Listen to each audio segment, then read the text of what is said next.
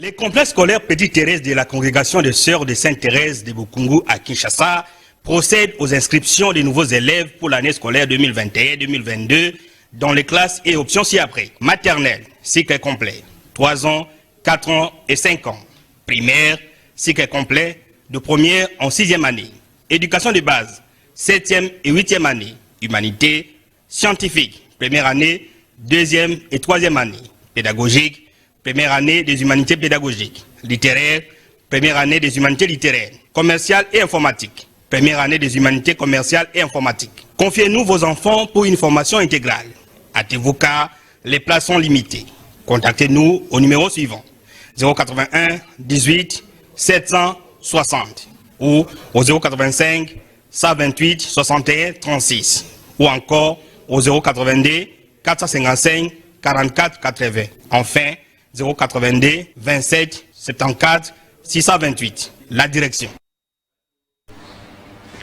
Merci Kinshasa, merci République démocratique du Congo. Vraiment, félicitations à la chef de l'État, à tribune à ONI, parce que c'est très bien l'andaki, la République démocratique du Congo, et vraiment dans mon Konzamboka, où il y a veillé pour la République. Biso na Congo promo lelo, donc on a discours ya Mokonzamboka, ndenga salaki na tribune ya ONI na si ma mémoire est bonne na 76e anniversaire, Mokonzamboka lobaki. Et les lopé tokolobele la conflit ndenge forêt ya province ya Chwapa gouverneur à Chwapa benga kibiso et tokoti pe na mozino lelo tokolobele la ndenge territoire ya Chwapa bazanyo c'était quand 110 100 ans et puis tokolobele pe na problème ya jardin et ya là parce que bateau les jardins botaniques, il y a la bateau belé, il y a nini, il y a Kisanto, pardon. Merci Ndeko Michel. Tubalobaki ke jardin esili, moto azakuna, azo kata banzete, bokolanda élément wana lelo et bokolanda pe ba dossier ebelé awa na Congo Promo. Boyebi ke Congo Promo nkumu azalaka ye mon côté, tozalaka na Ndeko Michel pona totambolaka tous les 26 provinces, il y a République démocratique du Congo, Ndeko Michel Mbote. Mbote kumu kivete mbote pe na bato bazolanda biso bapesi biso pe confiance na cadre ya magazine oyo baza ebele awa na Congo na libana mboka bazolanda biso na cadre ya Congo Promo to pesi bango mbote. Merci Ndeko Michel Wangi Mokonzamboka lobaki na discours ya na tribune ya ONI pardon et ya défenda Kimboka avant to commenter on na plateau to yoka na Mokonzamboka comme ça tozonga. Monsieur le Président, Mesdames et Messieurs les chefs de délégation, l'Afrique refuse de servir de base arrière au terrorisme international, raison pour laquelle certains dirigeants africains, comme ceux du G5 Sahel, se sont organisés pour mutualiser leurs forces contre cet ennemi commun, pour traduire la volonté et la détermination farouche du peuple congolais et de ses dirigeants de participer activement à l'éradication du terrorisme qui non seulement détruit les nations et compromet l'avenir de la démocratie dans le monde, mais aussi étend de plus en plus ses tentacules en Afrique. La République démocratique du Congo a adhéré à la coalition mondiale contre le terrorisme comme 80e membre. À Rome le 28 juin dernier, de créer en son sein un groupe de travail sur le terrorisme en Afrique. Monsieur le Président, l'article 1er, point 1 du chapitre 1er de la Charte des Nations Unies dispose clairement que l'un des buts de la création de l'Organisation des Nations Unies internationale. De nos jours, la paix et la sécurité internationale sont largement tributaires de la stabilité interne des États membres. C'est pourquoi, lorsque les États africains sont déstabilisés ou menacés de déstabilisation, notamment par le terrorisme, l'ONU a le devoir de les soutenir dans leur combat de l'humanité. Pas des déclarations de compassion et d'intention, peu suivies des faits sur le terrain.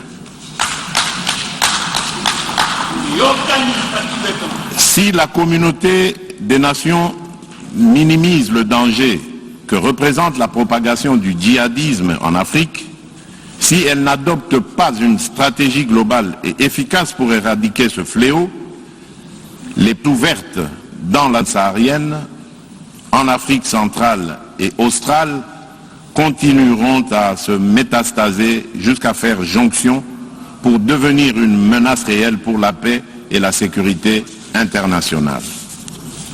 Aussi, la République démocratique du Congo soutient la mise en œuvre d'une stratégie mondiale contre le terrorisme sur les piliers ci-après. L'adoption des politiques sécuritaires concertées, le renforcement des moyens des États, notamment par la mutualisation des ressources et l'échange d'informations sécuritaires, le respect des droits de l'homme et la prévention. Dans le cadre de la prévention, justement, il est essentiel de souligner qu'en sus du traitement sécuritaire impliquant les services d'intelligence et d'action. Merci. Bato bakende ki na biso na États-Unis tozongi na Kinshasa. Le commissaire Lolandi Mokonzamboka. Et loko nini vraiment oyo impressionnant na discours du chef de l'État. Merci Koumou. Il faut que l'Assemblée générale des Nations Unies à tribune oyo ba chef d'État et gouvernement baya kolobela makambo ya mboka na bango parce que biso doit ba pays membre des Nations Unies. Il faut se rendre compte na ndenge ozo diriger mboka na ndenge ezo leka na mboka na yo mukemo mbabayeba. Nini na moni na intéressant na discours du chef d'État la bagenyo so na moni intéressant d'autant plus que azalaki vraiment alobeli makambo ya mboka ndenge ezo leka. Makambo état d'urgence, makambo ya ba élection, makambo ya ba liberté, makambo nyonso, tout ça ba président de la République a pesi na Nations Unies kuna na Assemblée générale makambo ndenge ezoleka. Na cas de kutu o ya nani ya état d'urgence, alobi jusque là ba raison o justifie état d'urgence tant que ba raison na ikolongate, en tout cas état d'urgence c'est comme ça. Ça signifie quoi? Ça signifie que gouvernement na ba institution nyonso bazo accompagner situation ezoleka na Nord Kivu na Ituri pour que kimia ezonga. Au moins le chef de l'État les gars qui na la voix de l'Amérique et pas va confrérer la voix de l'Amérique. Alors mais situation on dirait plus de 18 ans, plus de 20 ans. C'est le moment à cause de ça. Et puis on sent la volonté à chef de l'État, la volonté au gouvernement à cause ça conflit à groupe armé étranger na nationaux à niveau ya Mboka. Le chef d'État Koudouti a l'obaki dans l'émission dans la voix de l'Amérique que bakosi ça n'a étranger bande qu'on a biso parce que ba groupe armé kuna pe ba congolais pe bazali bakozongi ça bango na nzela ba meka kosonga bango pour que Mboka état mon alibotrebi. Nous sommes d'accord avec les chefs de l'État na komona que en tout cas pacification et bandi komona. Bien sûr que ba député bazobenga ba membre gouvernement na ba commission ba gouvernement militaire bayaki tout ça mais biso quand même on ça ndenge to bande ko yoka na tongo Ituri ba bomi 500 personnes. Mardi, il va couper autant, mercredi, mais jusque-là, son moyen na Ituri, na bandera Mambase Fungami, bandera Abouni Fungami, administration militaire et tout ça, la bandera Fungami, la population a bandi Bozonga. Donc c'est un conflit qui a duré près de 20 ans. Aussi, ça a pas 2 mois, 3 mois, ils ont mouké, mais mouké, ils ont quand même significatif. Parce que le chef de l'État a déployé les moyens, le gouvernement a pris les moyens pour que la sécurité soit totale, na Kivu, disons na Bandundu, ndenge za l'Équateur, ils ont appelé na Kivu. Alors, chef d'État ndenge a lobby que tant que situation est justifiée qui état d'urgence était et Kolongo en tout cas et ça signifie que kuna FARDC na ba service de l'État pas kobumba pour ça tout pour que ordre ezonga. Donc ça ne sert à rien pour l'état d'urgence va gouverner muso civil bazongi dozongi na case de départ. Ba osala wana eza kaka temporaire mais objectif eza que kozongi sakimia et kozongi sakimia ba signo eza wana. Donc signaux à liboso ezaki banzele fungwami so kene ki entre ba nani ba mambasawana banzele ezalaki te pour que na bunya donc ba checkpoint ya ba rebelle bazo percevoir ba taxe ebele bazaki kuna ba base na bango ADF bazaki ebele na Ituri ou bazaki pe na Nord Kivu. Alors sikoyo en tout cas état d'urgence et pesi négisa ke misali salami. Bon moi regrette wana ngo ezaki chaque fois après 2 semaines bazo prolonger 15 jours mais voilà la constitution va vraiment un peu regardante. Il y a comme on a que 15 jours on pouvait faire que l'état d'urgence c'est à la cas 3 mois ou 6 mois maximum. Parce que peut-être il y a une réalité donc les gens ont l'impression comme si après 2 semaines va prolonger pour la nuit, c'est-à-dire que l'opération militaire est là une semaine. Donc état d'urgence normalement à niveau de la constitution il a 2 ans. Non, il en a 2 ans on pouvait faire entre 3 à 6 mois. Parce que ça il va prolonger une fois après 3 mois, des fois, on peut sentir faire le bilan. Mais si on commence à bilan après 14 jours, le président a promulgué, l'Assemblée nationale a voté, après 14 jours, va prolonger sous ça devient du trop. Du trop, ils ont des fautes à la Constitution. La Constitution, il fallait passer ça temps. Il y a que non, ce qui est guerre, les amis, ce qui est situation, ils n'arrivent pas à temps. Parce que pour déloger, des années, on est comme ça, on a 14 jours. Il a 14 jours de ça, mais là, comme on vote. Et puis, malheureusement, le gouvernement, il fallait la loi d'habilitation. Na série wana oyo kopesa endingisa ya ko prolonger à tout moment. Mais donc ce qui est sur les actes Mokozamboka lobike tant que situation ne kozonga clair en tout cas misala ko sala makuna ba opération militaire pona ko bengana ba étranger au bavana depuis 20 ans et puis na ba groupe ba congolais au ba sala parce il faut y ba guerre kuna za guerre économique. Ba jeune ba ko ta kuna passer ba minerais zali. Alors il faut sikoyo ko couper place ba minerais les autres kama. Place va minière au kata maso va couper à partir de la relation diplomatique du chef d'état zo na gouvernement na bato ya libanda au moins que bateau va exploiter va utiliser ba groupe armé locaux na banani wana ba ko sous esikate. Mais en tout cas on est d'accord na discours chef de l'état na oni. Merci de commissaire Luangi bato bazo benga trop balobi décor ya Congo promo échanger et longue drapeau et commissaire gel aéronautique Congo na partenaire na ye Colibri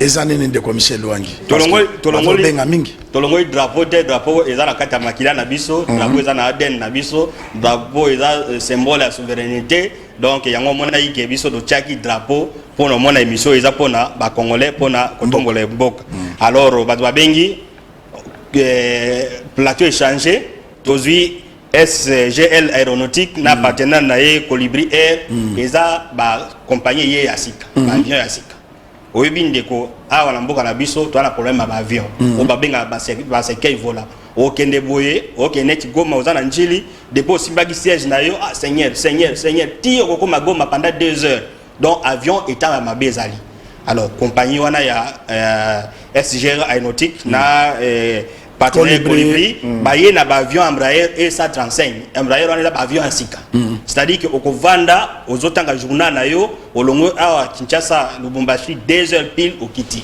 olongo awa okei badolite soki 1 heure combien au Kiti donc baza na vitesse ya kosakana te et peut être ba élicité eza ba réacteur et ba tubo réacteur mibale donc eza avion ya sika donc particularité nango eza ba avion ya sika que okovanda okoyoka kobanga te ndenge bato côté avion zo sambela kati okita ko sambela nango bien mais pas que toute la durée à vol ko sambela donc avion wana particulièrement ko ezaki ba avion ya sika et puis eza avion oyo eza na vitesse ya kosakana te donc soko matika boye kala te so ba 54 minutes 2 heures et puis bazo respecter air au moins soki okei na aéroport awa vol ezaki prévu na 8 heures babengi bino comme na 5 heures mais vol yo 14 heures heure moko kutu banile mais aéronautique SGL na partenaire Colibri bango ba respecter ba congolais donc ba ina avion na bango ya sika ba avion ya vitesse ba avion ya ok no ba respecter ba norme ya client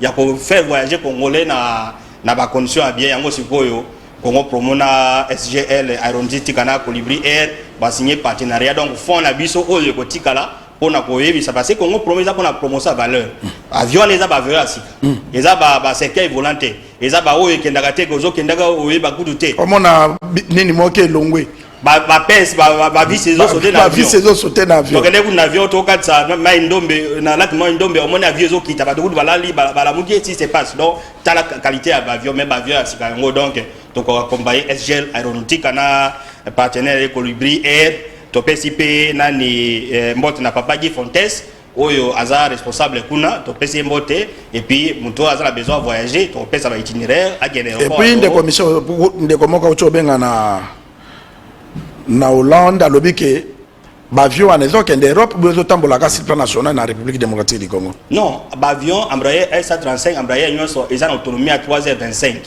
3h25 ça signifie que akokia longa awa ti akoko ça escale même na Caire en Égypte après qu'il peut donner des avions se gender ou autrement dit akokia longa a gel Lubumbashi asivoye Lubumbashi azongisa kokita azana kabira na azana autonomie makasi donc que gena ngo poto sans problème donc ils ont autonomie à 3h25 mais ba musu pas après 1 heure il faut quitter donc particularité à SGL aéronautique na partenaire de Colibri Air yango na ba via sola ba bien na bango to teka mapi soki mutalingation ba bien na bango c'est bandit déjà na bien na aéroport Andolo na 14e rue na aéroport Anjili et puis na ba destination na bango kuna au kendo so avion sombi billet avion ya compagnie wana au tambo na ba condition ya bien d'abord vitesse et puis na respect à ponctualité à air et puis na assurance et avion donc d'ici là ba ko bakisa flotte na bango na ba piste ya oyo ya ba mabele parce que ba avion na soki kiti et beta ka ba zelo donc ko benda mabanga na ba réacteur donc ba avion asikape ya ba piste oyo leti ba boma ba matadi ba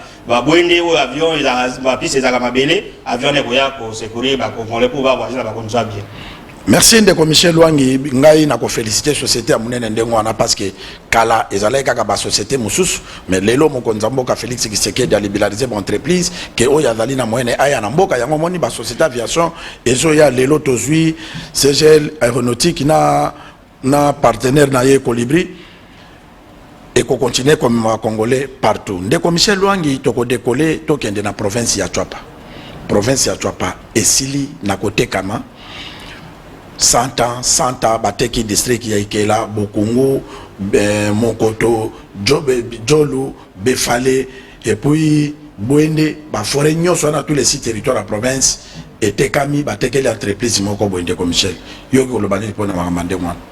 Merci Kumu oyezo ça la particularité émission na biso eza ba dossier pour faire voir congolais ndenge ba conduire à un certain niveau ne ba sala bien sûr que moi ba menace na ba téléphone tout ça mais yo so goza journaliste oui il faut respecter loi ko respecter déontologie ko respecter éthique donc ba biloko mususu wana oye moni ya magui yo ko banga te ponolo pour les autres concernés population congolaise pour ça qui émission les cas qui ba réagir za makasi et puis ba tunagi biso nous avons promis que il faut tout la qui ça ba contrat au ba signé à 100 ans donc va pesi ba exploitation va pesi pour la conservation ba tout moko boye ba exploiter pendant 100 ans ya moto promettre qui ba exploiter la biso de ya na moi ba pièce awa na kozwa na no document oyo eza na signé ki yango eza Benjamin Twirambe ba moninga aza donc secrétaire général à ministère de l'environnement to ba na document passé ya notifier société wana to koya kotanga société na ndenge ni nezui 100 ans ya kosomba nani zamba kosomba zamba bazo exploiter te c'est-à-dire que bango ba yebi ke mbonga crédit carbone ezo ya ebele ba province mususu ba na mbongo te o ba ressources d'ade ba maindombe ezaleti ba Équateur ezaleti ba Chopo ezaleti ba Chwapa ba ko vivre mingi na mboka crédit carbone alors ba entreprise étrangère na ba ndeko na biso congolais ba moni ke mbongo ezo ya en termes de millions de centaines de millions alors qu'est-ce qu'ils font un étranger va payer concession que yo étranger il peut corrompre l'autorité même 10 000 15 000 dollars mais lui s'attend à des millions de dollars va payer conservation que non yo zamane komi ya yo il n'est pas obligé à kokoma na Maindombe il n'est pas obligé à kokoma na Chwapa il n'est pas obligé à Chopo yes ça c'est ça que non va payer ba mikanda ya conservation ministre n'est pas les commissions na ye o eza ba musuba exploitation ya exploitation net auto ça ina ka ya Chwapa ba musu na conservation au conservation bango ba ka tantete bango ba zaka ke ba vandisi za me komi ya bango alors ceux qui mbongo mbongo crédit carbone ekoya ba négocier na pays RDC ou bien na ba province ba to na ba bimi que non voilà bazama les yangai pour preuve tala ba document yango yo l'état wana et puis quand ils font ça ba na ba connexion ba bi base mbongo ekoya ainsi de suite donc et là ko to ngeto loba yango wana alors pour appuyer au tozo loba totangi mukana oyo secrétaire général et environnement akomaki lettre ngoza numéro 1357 le 14 septembre 2020 transmis copie pour information à son excellence le ministre de l'environnement etc. akomé nani akomé à monsieur Pierre Nakweti mandataire et associé de la société Trandelic à Kinshasa Gombe. Messieurs les mandataires, en guise de notification, je vous transmets en annexe la présente pour disposition du contrat de concession forestière de conservation pour la valorisation des services environnementaux associés à un projet RED+, en République démocratique du Congo, numéro du 12 septembre 2020 pour la province de la Chwapa, territoire de Befale, secteur de Lomako. Veuillez agréer, monsieur le mandataire, l'expression de mes sentiments distingués. Moukado Lingesa Ndeni n'est pas ministre. Ministre a payé concession. Avec concession, Yangoana. Alors, avant qu'il faut qu'il n'est pas secrétaire général à la responsable de l'administration, le ministre a instruit à payer notification. Alors, Moutou Oyo, tout autant la société Oyo, va payer au ministre, c'est le ministre Nani à Batobi, à payer. Alors, so tokozwa document nini oyo ezo prouver que Ambatobe appelle ça qui pour la conservation de la forêt à Tchouapa pendant durée à 100 ans. Donc document on va bien en droit de développement des projets RED, conservation des forêts, boisement et reboisement, accord entre secteur tel secteur ya oyo totanga awa et Kanaka Management Service Private RDC. Alors bibwe nakati ya mukama oyo le présent accord entrera en vigueur à partir du 1er janvier 2017 et restera en vigueur pendant toute la période de 100 ans comme indiqué dans le numéro de cause 9 ci-dessous. Accord petit donc PCA à partir du 1er janvier 2017 donc Zambawan est commis à société Oyo et Zawana est coté en option donc 100 ans donc toi ce qu'on a 2021 soit de 100 ans jusqu'à 2121 Mutuana société wana ezo conservation donc ba droit il y a forêt wana et bando kende pas na ça signifie quoi et la bango bazala vivant bana la bango bazali société za vivant donc banda conserver c'est-à-dire contrat nyos oyo l'état congolais a sala il faut bango bazala bakolo mabele et qu'est-ce qui est anormal et loko oyo ba pesi société wana pour la exploitation 6 territoires ya toi 6 nyos ba prévezali certificat certificat d'homologation RED plus signé docteur Ami Ambatobe j'ai signé docteur Ami Ambatobe Mongolo ministre de l'environnement et du développement durable certifie par la présente que le projet RED plus la conservation des forêts, des boisements et la forestation en République démocratique du Congo situé dans le secteur de Yala pour le secteur de Yala Lingomolu, Djolu, territoire de Djolu dans la province de la Tchouapa mise en œuvre par la société Kanaka Management Service Privé donc Ozaya Tchouapa, Ozaya Djolu, il y a une émission tous les secteurs tous les 6 territoires il y a Tchouapa donc Ambatobe akomaki mukanda neti oyo donc Ozaya ya toto tanga ya Djolu soko moni ba document oyo bato baka moite ba documents ce sont les documents officiels et outil na niveau à province Ozaya à niveau à province gouverneur donc azalaki tolobia makamba gouverneur mais pour dire que ba document oyo ya nani ya kokosate même Ambatobe abi ministre de l'environnement et du développement durable certifie par la présente que le projet RED plus la conservation des forêts, reboisement et forestation en République démocratique du Congo situé dans le secteur de Lofoy, Djera, Bwende, Oiza Lofoy, Djera. Donc APC conservation à Djera. Awa Isusu situé dans le secteur de Loïle, Lokina, Tumbenga, Tchouapa, Lofo mais territoire d'Ikel. Territoire Moussou Yangwana. Donc situé dans le secteur de Luando, Luambo, Luaïn, Kolo, Bokungu et Lolaka, territoire de Bokungu. Wana Ambatobe Mutasinyaki a situé dans le secteur de Monkoto, territoire de Monkoto dans la province de la Tchouapa. Donc, secteur on va comprendre que ça tous les sites. Ndeko Michel. Et loko nini lelo mboka na biso ekoki kokoma kaka ya ba étranger. Tolanda quand même problème ya marché central to moni libanais moko atongi ba magasin atie ba locataire mbongo wana yenda zwaka. Le même modèle lo baza ko exploiter ba zamba na biso.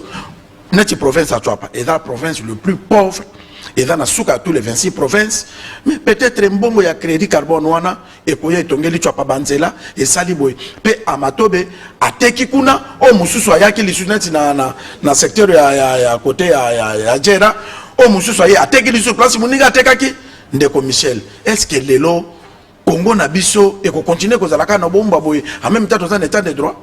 Non, c'est-à-dire que nous avons adopté le libéralisme économique. Ça signifie qu'étranger, il faut investir dans le Mboka. Donc, principe est à moi. Dans un système communiste, qui est Cuba, ou même à Cuba, on a comment le libéralisme économique, donc comment on a avec l'étranger. Il y a quand même dans le domaine, où on a étranger, tu as conservé les bisous Banzamba. Tu as étranger, tu as ça la projet gagnant-gagnant, projet partenariat public-privé, étranger, regarde que nous avons construit, dit Lolo, Nani Lubumbashi. Étranger au gars alors que nous na tia barrage na moi mini barrage moko na Bwende ou bien territoire même il y a Idiofa tout ça la besoin na bango na ba domaine de bwana mais domaine où ils a plus simple OK ils ont conseil investissement étranger au gars yango te donc ils a ba domaine OK non il y a l'état yé moko parce que beaucoup qui na négociation il y a pas sommet il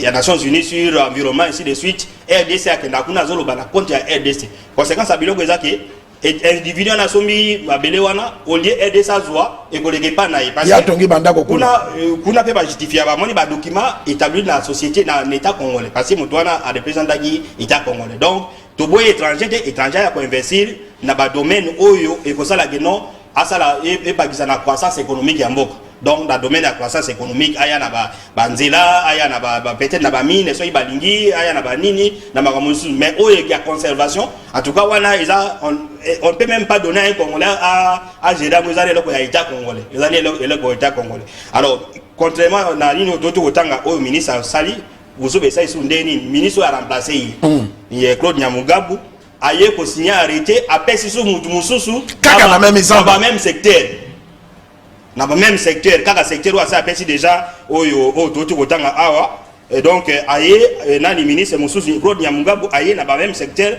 aye ko pesaka batu Moussous donc et comme wana tokolo bati za l'état et comme escroquerie soit déjà il a intérêt na bango moko comment so yezaki intérêt à l'état vous avez vendu ça na compte à l'état mais pourquoi nani Moussa sur côté comme le gars ba commissionnaire dans ba Kinshasa ça signifie que même negi maman Eve Awa so aye pas côté Moussous non donc c'est inconcevable donc babiloko oyo étranger aya ko aider biso parce que pays moko a développer na ye moko te mais yo ko développer te ko ya ko exploiter na oyo biso mo do sal biloko na di ba petit commerce loi ezo senga que non congolais moko sala mais on ne peut pas accepter que un étranger a ou ta futa billet a visa aya ko teka ba matembele aya ko teka ba ndunda wana c'est inconcevable donc on doit comprendre et puis ba sala escroquerie ndeko Michel ba ken na province ba bengi ba chef de secteur ba signer PV ya lokuta gouverneur la province ayebité batikala ko ebisa ni gouverneur la province donc bakosala ka makamba na Kinshasa bakena de baye bapesi bato zamba santa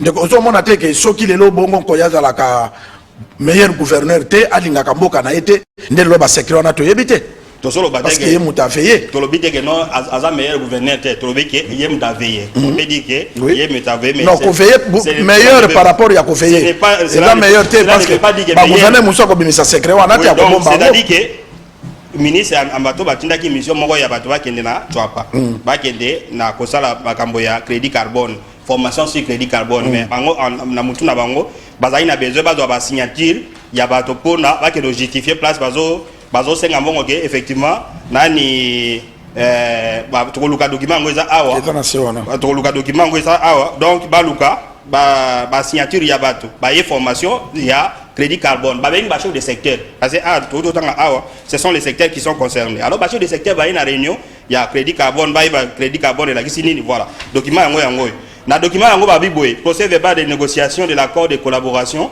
donc bango ba tie en tête atelier de formation sur le crédit carbone babenga ba chef de secteur atelier de formation sur le crédit carbone.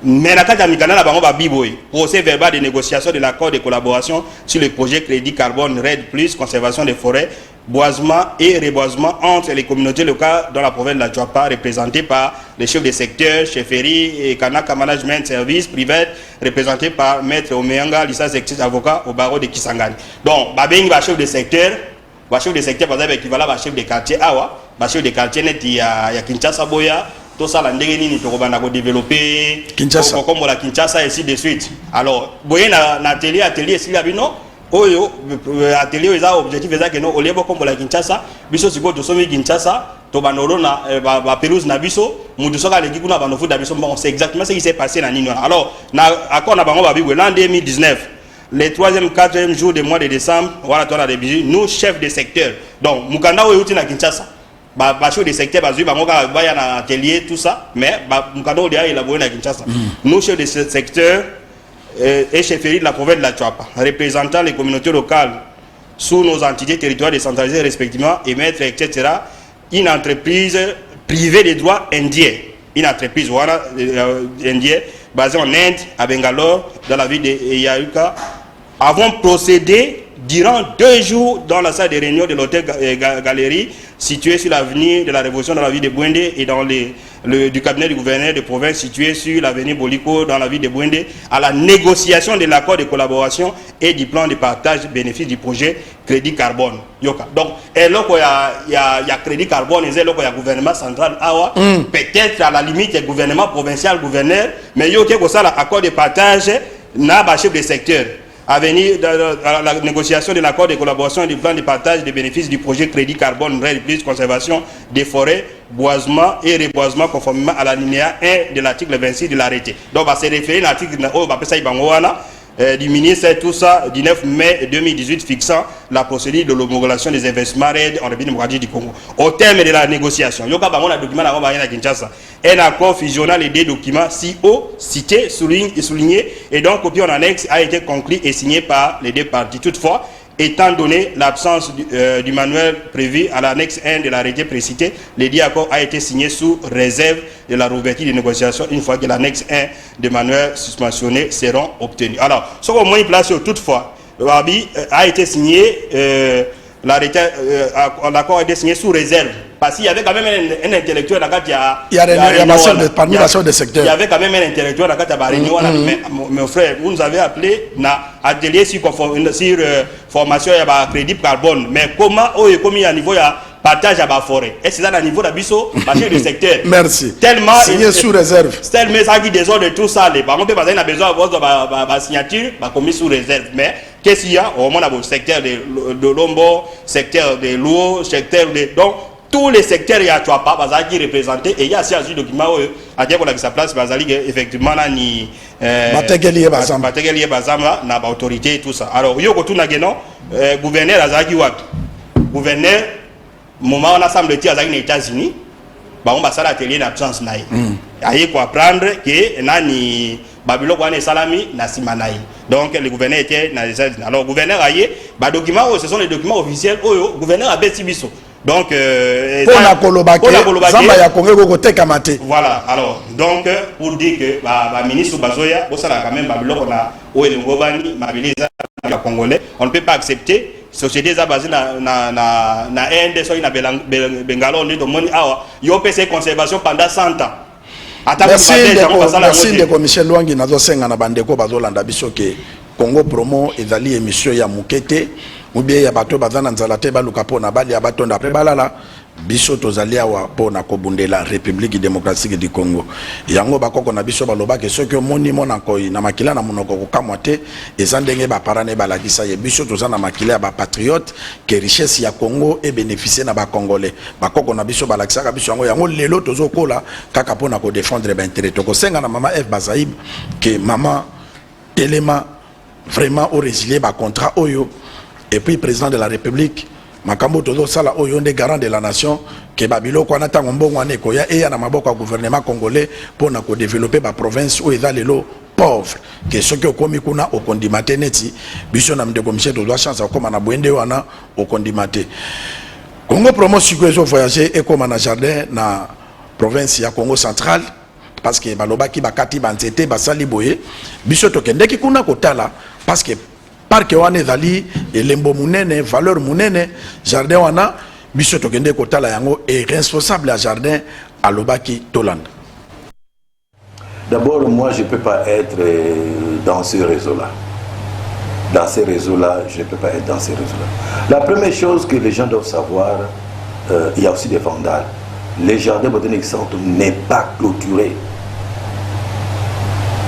Les jardins botaniques centre n'est pas clôturé.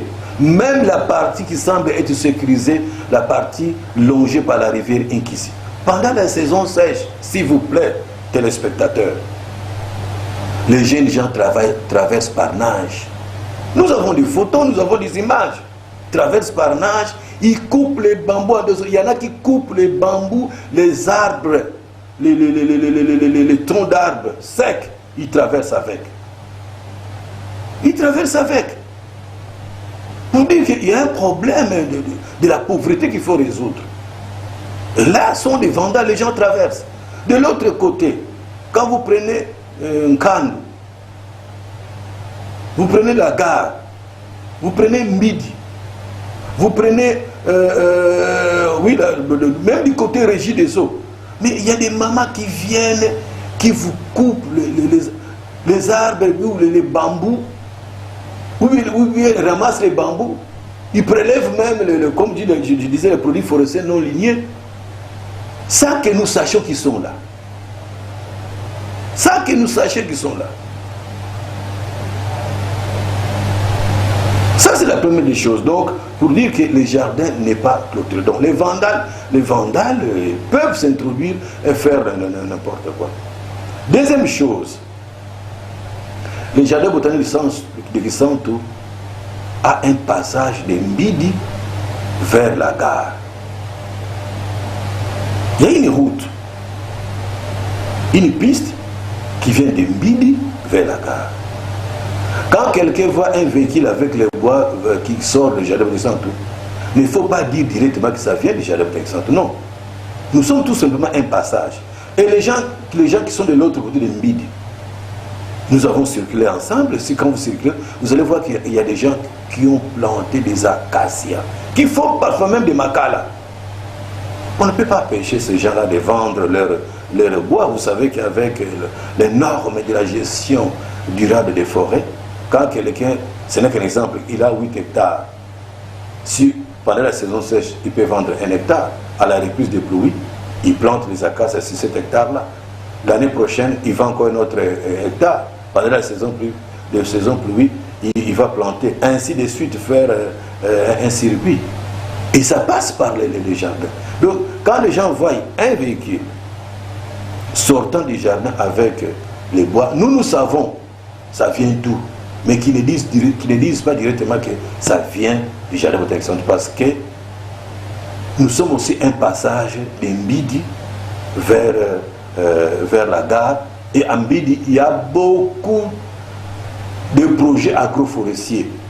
Beaucoup de projets agroforestiers. À ce qui nous concerne, toujours dans le cadre des droits d'usage, parce qu'il faut aussi être honnête, tous les camions qui sortent avec les bois du jardin, tous ne viennent pas de Mbidi. Mais nous, de notre côté, c'est beaucoup plus les motos Gizi. Beaucoup plus les motos Gizi. Mais quand il y a un bois, qui est sec, qui est tombé par une pluie diluvienne, mais nous devons éliminer. Nous avons des photos, nous avons des images. Une fois, nous avons connu une pluie diluvienne qui a fait tomber plus de 140 spécimens. Je dis bien 140 spécimens. Au point que nous ne pouvions même pas venir au jardin. C'est ça qui prouve que les spécimens ont vieilli. Les spécimens ont vieilli parce que les jeunes sont forts. Les jeunes spécimens sont forts. Mais le vieux spécimen, quand il y a un vent violent, quand les racines ont été attaquées, mais ils tombent. Mais quand ils tombent sur la route, sur la piste, nous devons les éliminer. Quand nous les éliminer, c'est pour d'autres usages. Et dans le cas des droits d'usage, les gens qui viennent souvent nous voir. Pendant toute l'année, c'est beaucoup plus les boulangers. Mais pendant la saison sèche, les gens qui fabriquent des briques, pendant la saison sèche, c'est la période que nous faisons beaucoup plus l'entretien de nos collections des arts. À ces moments-là, tout ça s'est affecté à d'autres usages. Donc, c'est valorisé. Nous avons un petit rien, et ce petit rien peut nous aider à autofinancer nos activités. Donc, que les gens, nous sommes ici pour protéger les jardins botaniques de Kisantu. Et les gens doivent nous aider. Les gens doivent nous aider à protéger ces jardins qui est maintenant au centre de la ville de Kinshasa. Quand nous voyons la pression que connaît aujourd'hui ces jardins, vous n'avez pas l'idée. C'est vrai que les gens vont dire... Merci. Bandeko nyonso na moni téléphone est saturé makasi de Michel Lwangi. Touti na Congo central na jardin botanique ya Kisantu parce que biso de tambola partout pour na ko batela ba valeur ya mboka parce que mboka même biso nyonso ceux qui toza le fier parce que toza ba congolais et congolais Congo pour à la Congo ils sont ensemble il y a tous les 26 provinces ne ko constituer République démocratique du Congo ya moni biso toza ko tambola partout ndeko Michel. On a une réponse responsable à jardin botanique et à Kisantu. À l'objet, c'était catamité, ni les aliments, pas de difficulté, malgré tout l'excellent. Merci. Nkungu qui va être importance à Congo Promo. Il y a la promotion à la valeur, promotion ya investissement, promotion ya biloko kokoti ya biso mbongo. Obi jardin botanique ya Kisantu les jardin à Mounene. Mais ça a un problème difficulté. Difficulté généralement ministère du tourisme ou bien environnement il faut ce qui parle na babilo ba site touristique il y a que bato balongo awa Kisantu zeleza bien ba kei batali banzete bana bazwa bakuru botanique ba botanique les akana livre il faut pas que nous mona botanique kuna na jardin botanique ba responsable bazana difficulté et to pesi confrère na biso à radio télé Kisantu ou a réalisé interview wana nda pesi bi atindeli biso yango ba fait nous avons réussi na émission les gaki nous tabenga big non responsable il y a jardin botanique baokata banzete ainsi de suite. Alors nous on ne pouvait pas passer cette information sans que boyeba ni les alliés. Nous avons entré en contact avec les responsables et confrères on a aidé à réaliser l'interview. Donc l'État a son jardin botanique qui a qui ça déjà permet pour que les touristes va kende ba clôturer yango banzete za belé ba espace ngama on a gagné jardin botanique kuna na moni ba espace c'est belé mais place à quai za mama longate. C'est la même chose au tokuda na jardin botanique ya na Mbandaka o que même ata kuna na Kisantu quand même na place ba bamela masanga mais kuna na Mbandaka izaka pa mama moko de bateka maboke na ndani crocodile moko vanda on ça soyi ba 50 peut-être au l'examen émission là donc objectif comme promo ya ça promotion ya ba difficulté ya ba biloko e ko game mboka mbongo. Merci ndeko Michel Lwangi. Bato babengi awa ebele bandeko na ba confrère ba journaliste balobi ezali innovation malamu na Congo promo parce que bato ba mesana kaka aya ba politicien pas penser quelque chose mais biso tozimisa ba document oyo ebombama toza ko luka yango pona Congo ezonga na valeur nango tala ba forêt oyo soki le crédit carbone yaka Congo alingaki a gagné nango te ba Congolais balinga batsa makede le président Félix a développé mbokate mbongo yebele monanité or que et comme pas na bisoté et que na end bande ko vraiment ba boaki ba fleur réaction ezani. Merci Kumu ba confrère ba benga effectivement na bande ko ba zo encourager biso to sala musala ko servir population na ndenge wana donc soki makambo ezotambola bien te nous on ne s'attaque pas na nini biso do responsable parce que les balobaka na journalisme les faits sont sacrés, les commentaires sont libres. Biso, tu as dit que c'est logo soko sali, et ça, infraction, outrage au chef de l'État, offense au chef de l'État, outrage au magistrat, dénonciation calomnieuse, imputation dommageable, appel à la rébellion, tout ça. Mais le gars, c'est bien au loué, mais oyo, mususu wane za ko na kosa la valeur ya mboka. Na oti kotanga document oyo babaki ya santa na totombe pe na Zelande commission na kotuna yo, c'est loko wana production serana tuna parce que il faut lobe la paix na biloko wana gouverneur la province. Réaction na ye nani ni continue en ballon. Donc biso do sala musala ya kosunga population a sala donc ça pas dossier ezali na bola na difficulté na nzela tindela biso vidéo neti ndeko na biso akisa to asali to lekise bato ya inga awa bato ya Bukungu babenga biso mais ba problème à connexion région na bango ezali kate ba mona ndé peuple au souffrir pour la okatsa bac ils ont ba difficulté peut-être semaine prochaine soki réseau koleka bato isangi babenga ki ba pe na problème à réseau tout ça et puis maman moko pa bengi na kolezi ya lobby est-ce que IGF un jour tout le responsable ya IGF ya zaka kapona mbongo o ba détourner ou bien azape ko contrôler même basien ministre ba signer ba contrat ko yiba biloko RDC ndengwana ba ko kipe ko kanga bango mama moko abengi appel ya bongo pe ezali belé donc voilà na responsabilité qui est sur na IGF to ba na émission de kaki ordonnance est créée IGF ba pesa bango sur attribution belé ya monument so mbongo il y a l'état il faut la mais c'est pas seulement l'IGF. Donc, Assemblée provinciale les alliés, exécutif provincial les alliés, Cour des comptes, magistrat, bango va compléter seulement. Congolais n'y sont azali pour que non maternité a détourné mais l'ongalabiso. Donc, au tout cas, il y a gouverneur, na tombé na document oyo nani objet d'angoueza demande d'annulation des accords de partenariat de 100 ans signés entre la compagnie indienne Kanaka Management Service Privé et les chefs de secteur de chefferie de la province de la Tchapa. À son excellence, madame le vice-premier ministre de l'environnement et du développement durable à Kinshasa, Gomena, a signé Mukanda wana gouverneur à Tchapa. Alobi boy. Gouverneur à Tchapa, comment on est nani?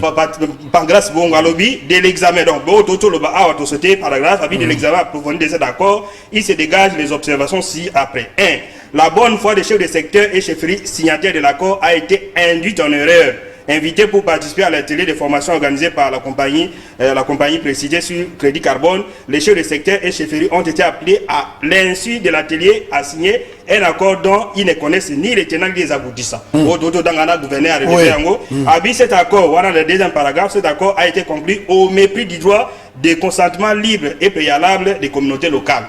Et puis accueilli tokito so déposer moi moulayi tokomi na suka na paragraphe asuka biboye wana bongo paragraphe abi de ce qui précède qui me soit permis de prier votre excellence de bien vouloir annuler les accords de la fraude évoqués et d'initier une révisitation de tous les contrats uniques il y a unique et liberticide conclus au mépris de la loi dont question dans mes correspondances antérieures en vue de leur annulation. Dans l'entretemps, voilà gouverneur Bongalobi, je suspends toutes les activités de la compagnie Kanaka Management Service Private Limited sur toute l'étendue de la province de la Chouapa et j'instruis tous les administrateurs du territoire, les chefs de secteur et chefferies de veiller à l'application stricte de cette mesure jusqu'à nouvel ordre. Veiller à agréer à son excellence. Donc, on m'a dit, le ministre national a signé, le gouverneur a annulé, donc il s'agit de protocole. Merci, Koyo. Quoi qu'il ait annulé.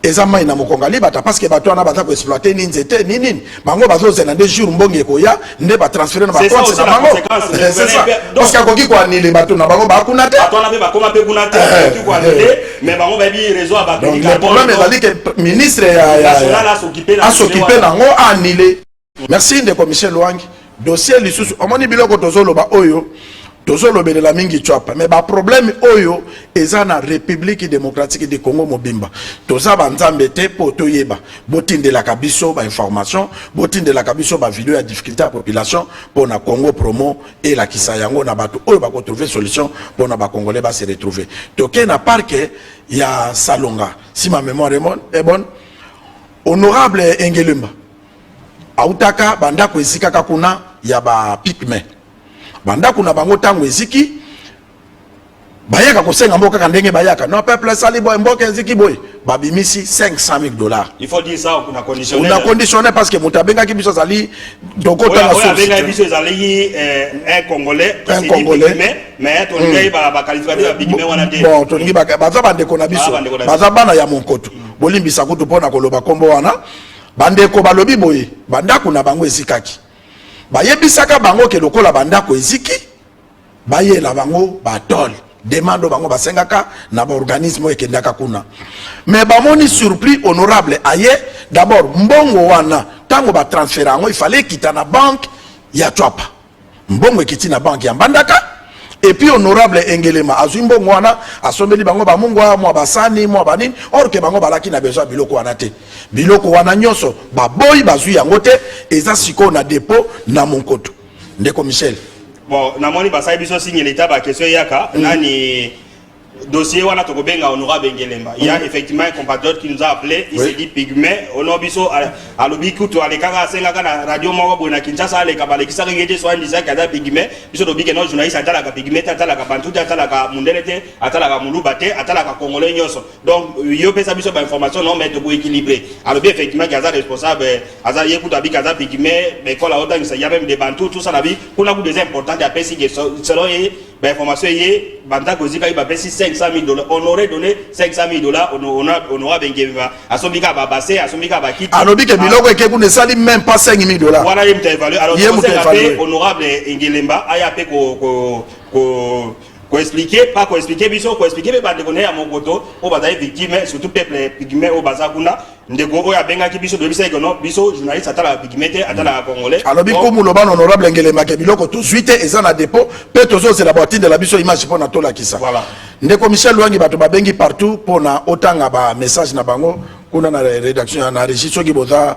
boye la biso ba bozwa ki banini na bato oui on attendait ya tout rappeler que nani tozi Congo promet les autres travailleurs en partenariat SGL aéronautique avec le partenaire Colibri Air, Embraer A135 avion à Makassi à vitesse Makassi et ça à 800 km par heure. Donc et comme à 830 km donc au Kende, Lubumbashi ici Robuta Kindu Kisangani Bujimai Kananga ressemble bien à l'aéroport Andolo na 14e rue limité et puis na aéroport Angers. Donc c'est pas qui Fontaine Sport. Alors bah question est na Indombe préfet moko avec na Indombe na institut Bihama donc avec H a fait juste émission à 5 coups nani pas passer le programme donc programme le 20h dimanche 20h40 mardi 5h10 et jeudi 5h nani 12h25 na PSTV Mokil Mobim encourager émission Ligue na Lubumbashi encourager émission Marie-Jeanne na Kolwezi encourager émission Boris Nabunia Abi bana ba difficulté à continuer ba image semaine prochaine de kona bunya, tina ba image na ba difficulté à banzela na bunya, Victor na Amsterdam abikeno à l'andi émission donc bango na Amsterdam akomo na biso na niveau ya nani et puis bienvenue à Bengi na Las Vegas les États-Unis à féliciter émission à féliciter Obekumu félicitations mais à lobby azomo na eloko plus moko na Vincent ezani soko bien expliquer ndeko na Las Vegas rapidement. Merci ndeko oyo ezali photo ya prophète Konde Dominique Mozalisi, c'est mon pasteur et na tchaka nene parce que Motunyo salakisaka étiquette na donc eza eloko te. Merci. Voilà, donc voilà. Merci Congo Promo partout. Ndeko Michel, 1 minute. Pour nous couper ça, ndeko nyonso baza bafandi siko dimanche na 20 depuis 20h40 ti siko babande kozela tokomi na suka o remercier bango. Tokomi na suka lelo eza 5e numéro à Congo Promo mais ndenge tozomona nzamba za sima eloko oyo tozo la promotion à la province nyonso tozali na Congo central semaine prochaine de bunya babengi donc toko servir bino na ba élément pour la promotion ya mboka na biso ekende liboso tolobaki pe discours à chef de l'État ezaki makasi ezaki malamu tobaki na émission de gai makambo ya baseni chef d'État ba otiko lobaki non ba confession religieuse ba sangana ba pesa nani bazo solution tout ça au Congo Promo azoloba ezotambola to sepeli passer na ba rédaction ba confrère ba ninga journaliste pe bazo commencer Congo Promo en tout cas pe service au pays c'est moment là. Merci ndeko Michel Longi Congo Promo lelo to ko dédié ngona DG Fontes vraiment pour na kopesa confiance na Congo Promo et biso to sengi na République démocratique du Congo population nyos bokende mingi na CGL aéronautique Congo parce que ça ko apporter pe Congo ya Congo na partenaire na bango Colibri bosomba ba billet pour emona na ke Congo Promo est suivi saturation comme akabman agence Nandolo et puis na aéroport Antil boko makuna boko zoa ba billet pe ba destination na nyonso eza respecté nkomo akopesa mbote na balandi nyonso puis merci na PES TV pour na komema biso partout dans le monde musika Europe Momba Amérique Asie grâce à PES TV nkomo azale balé o bakanga mabokete bye.